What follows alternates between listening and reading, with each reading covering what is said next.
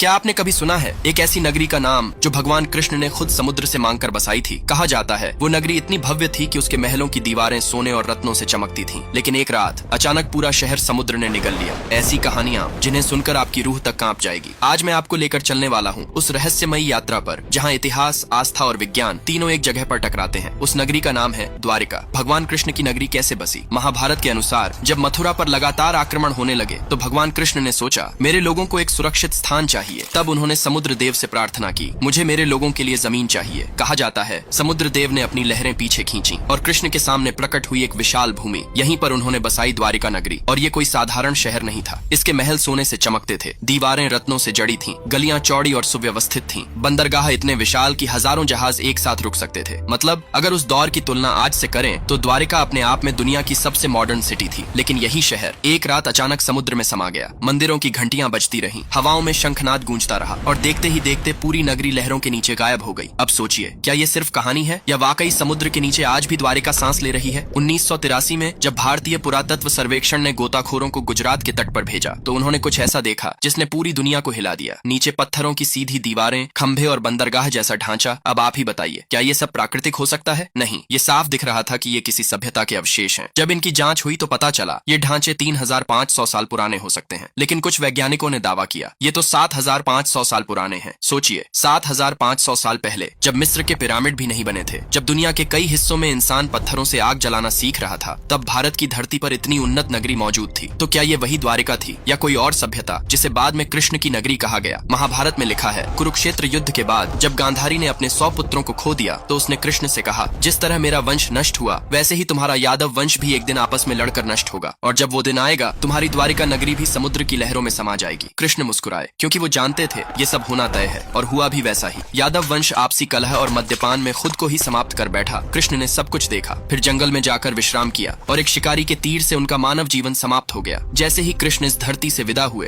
कहा जाता है समुद्र की लहरें उठी, आकाश में बिजली कौंधी और धीरे धीरे पूरा नगर समुद्र की गोद में चला गया। विज्ञान कहता है ये कोई श्राप नहीं था, बल्कि समुद्री जल स्तर का बढ़ना, भूकंप और तटरेखा का खिसकना जिसने इस नगरी को डुबो दिया। लेकिन दोस्तों, पौराणिक कथा और विज्ञान की बातें कहीं न कहीं एक दूसरे से मेल खाती हैं। दोनों कहते हैं द्वारिका समुद्र में समा गई। सन 2000 में खंभात की खाड़ी में पानी के नीचे एक और रहस्य मिला, एक विशाल ढांचा, और वहां से मिला लकड़ी का टुकड़ा। उसकी जांच हुई और वो निकला 9500 साल पुराना। मतलब मिस्र के पिरामिड से भी पुराना, मेसोपोटामिया की सभ्यता से भी पुराना। तो क्या इसका मतलब है दुनिया की सबसे प्राचीन सभ्यता भारत में थी? समुद्र में पानी के नीचे मिले मंदिर जब गोताखोरों ने देखा, सीढ़ियां जो समुद्र की गहराई में उतर रही थीं, मूर्तियों के टुकड़े, नक्काशी जो द्वारकाधीश मंदिर जैसी लगती थी, पत्थर के विशाल प्रतिमा जो जहाजों को बांधने में